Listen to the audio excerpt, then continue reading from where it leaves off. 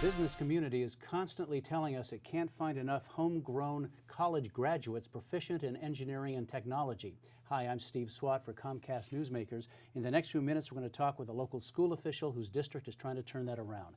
Please welcome Zach Ford, who is the president of the Folsom Cordova School Board. Thank you very much for being with us. Thank you very much for having me. It's an honor.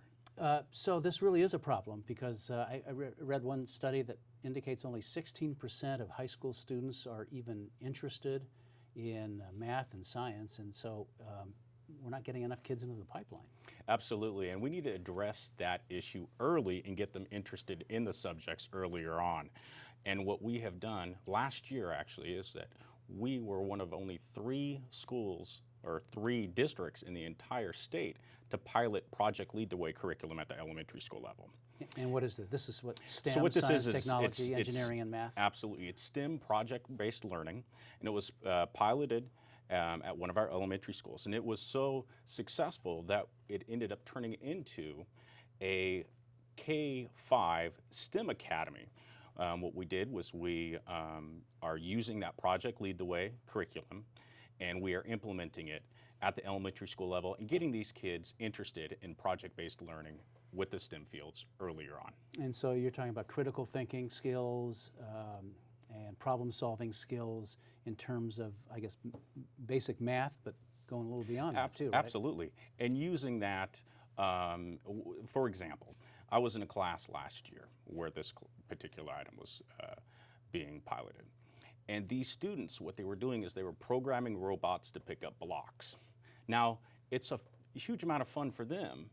What they're doing while they're programming these robots, while they're picking up these blocks, they're learning about the angles of the blocks. They're learning about how to program that particular robot. And we're talking about students at a 4th grade level that are really excited and inspired to learn. And you might think that K through 5 is a little early to be getting kids that interested in science and technology, but it really is a building block for them.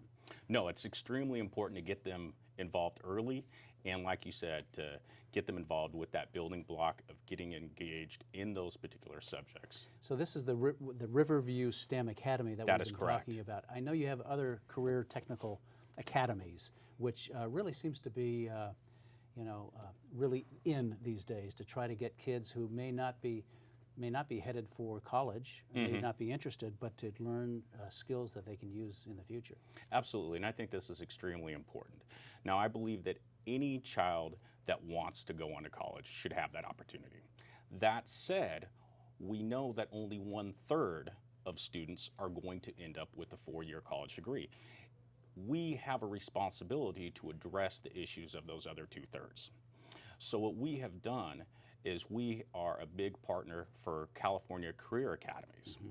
Now at one of our high schools, we have culinary, we have public safety, we have engineering, agriculture, and business technologies. Now, these students that are involved in these particular career academies are not just more engaged in school.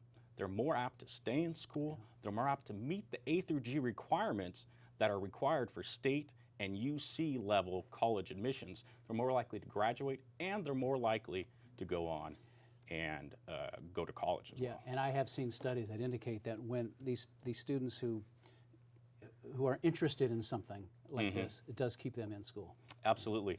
One of the things that we have done too, a few years back, we piloted a geometry and construction class.